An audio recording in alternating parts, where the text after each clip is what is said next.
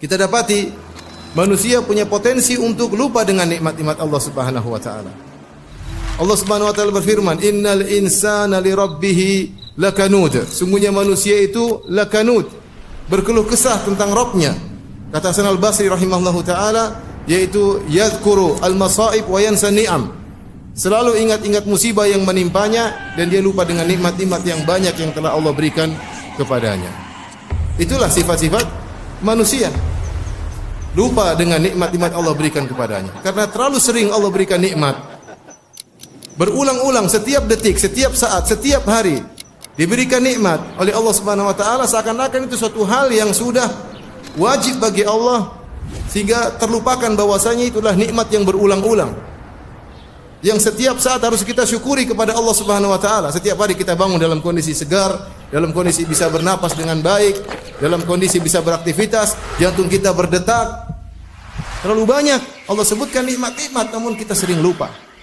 Wa fi anfusikum afala tubsirun.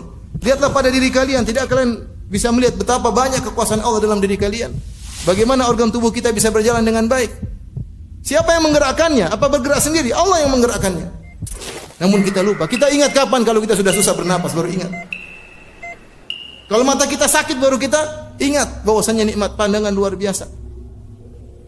Ini yang buat kita lupa kepada Allah, lupa kepada nikmat-nikmat yang Allah berikan, menjadikan kita lupa kepada Allah Subhanahu wa taala. Oke, seorang introspeksi diri, mengingat tentang nikmat-nikmat Allah, sering dia duduk hitung-hitung nikmat Allah, nikmat betapa banyak yang Allah berikan kepadanya. Allah mengatakan wa atakum min kulli ma sa'altumu, dan Allah memberikan nikmat yang kalian minta. Dalam sebagian qiraat wa atakum min kullin ma sa'altumu, dan Allah berikan kepada kalian nikmat yang kalian tidak minta. Nikmat yang Allah berikan kepada kita, ada yang kita minta, kita berdoa kepada Allah berikan. Dan betapa banyak nikmat yang Allah berikan kepada kita, kita enggak minta, tapi Allah berikan karena itu kebutuhan kita. Allah lebih tahu kebutuhan kita daripada kita sendiri. Karena ketika kita minta Allah tidak kabulkan, ketahuilah bahwasanya itu tidak maslahat bagi kita.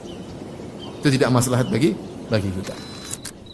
Siapa yang sering mengingat nikmat Allah Subhanahu wa taala, maka dia akan semakin rajin beribadah.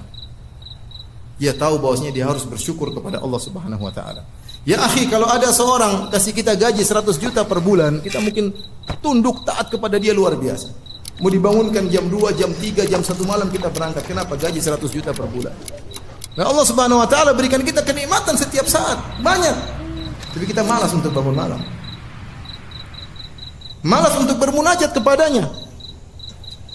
Ketika Nabi SAW adalah orang yang paling mengingat nikmat Allah, maka dia beribadah sehingga kedua kaki beliau bengkak. Hatta tatawarram qadamah, sampai kedua kaki beliau bengkak. Ditanyakan kepada Nabi SAW, kenapa anda beribadah seperti itu? Kata Nabi SAW, afala akunu abdan syakura, kenapa aku tidak menjadi hamba yang pandai bersyukur?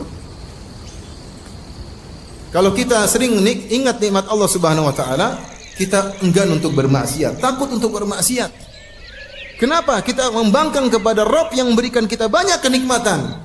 Allah berikan kita kenikmatan pandangan, kita gunakan untuk melihat yang haram. Allah berikan kita kenikmatan pendengaran, kita gunakan untuk mendengar yang haram.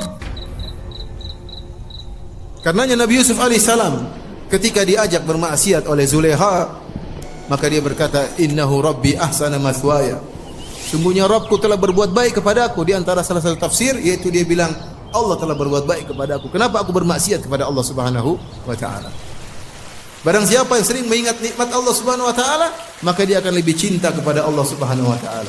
Maka dia akan lebih khusyuk beribadah kepada Allah Subhanahu wa taala. Semoga Allah Subhanahu wa taala menjadikan kita hamba-hambanya yang pandai bersyukur kepada Allah Subhanahu wa taala.